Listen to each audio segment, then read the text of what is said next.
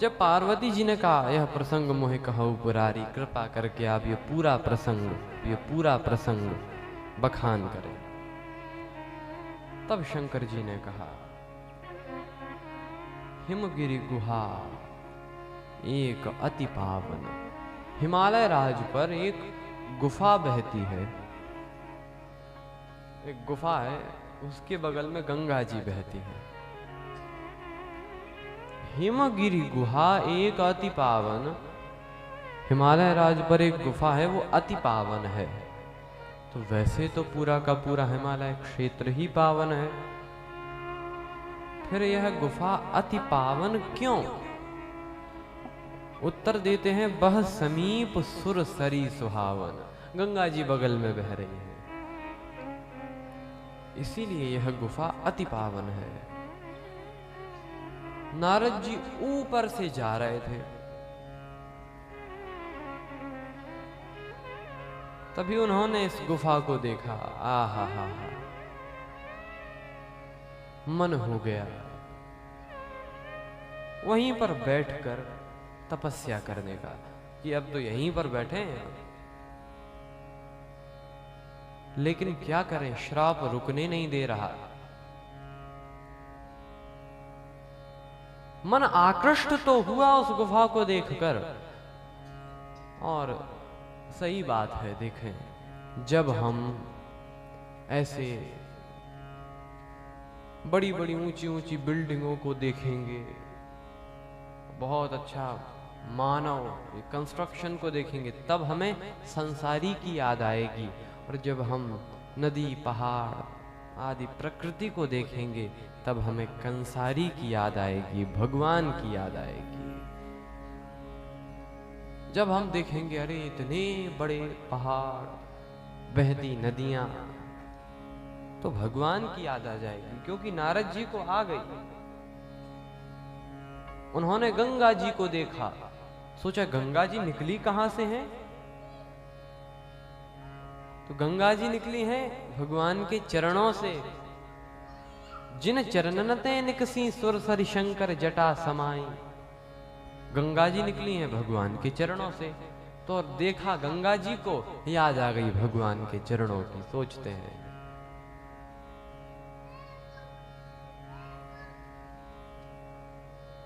अब तो यहीं बैठकर भगवान का नाम जपें। लेकिन श्राप रुकने नहीं दे रहा है।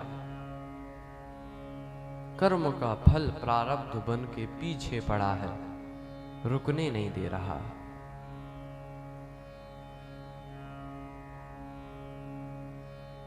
तो क्या करें?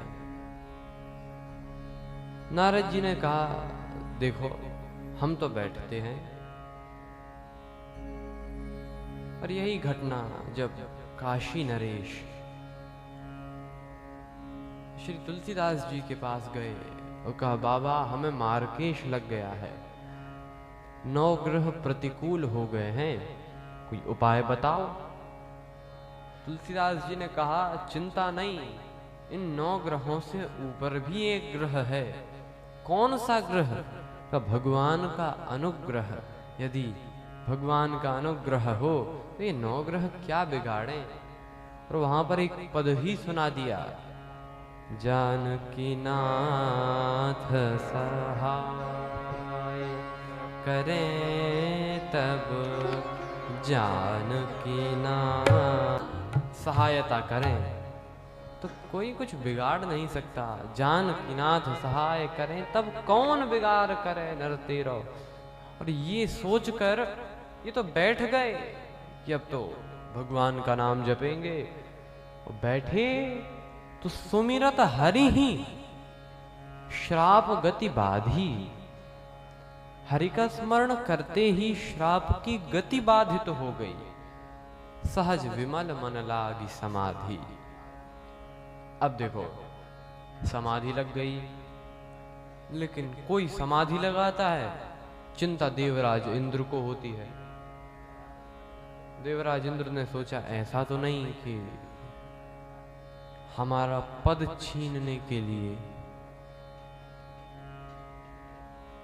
नारद जी तपस्या कर रहे हो। श्री तुलसीदास जी लिखते हैं कि श्री नारद जी हैं एक शेर की तरह, सिंह की तरह। इंद्र है एक कुत्ते की तरह, श्वान। और राज्य सिंहासन है एक हड्डी की तरह। सूख हाड़ ले भाग सठ स्वान, निरख मृगराज। एक सूखी हड्डी को मानो एक कुत्ता छुपाए शेर को देखकर कि हमारी हड्डी ना छीन ले वे। अरे शेर जंगल का राजा है, वो क्या छोटी सी सूखी हड्डी के लिए मोह रखेगा? ऐसे ही क्या नारद जी जैसा वैरागी आदमी और देवराज इंद्र के सिंहासन के प्रति कुछ भी मोह रखेंगे? हो ही नहीं सकता। लेकिन इंद्र को चिंता, तो भेजा, जाओ कामदेव, समाधि भंग करना है। कामदेव गया, अनेक प्रयत्न किए, लेकिन नारद जी की समाधि जब भंग न कर सका तो चरणों में गिर गया। महाराज महाराज, आप जैसा कोई नहीं, जय हो आपकी।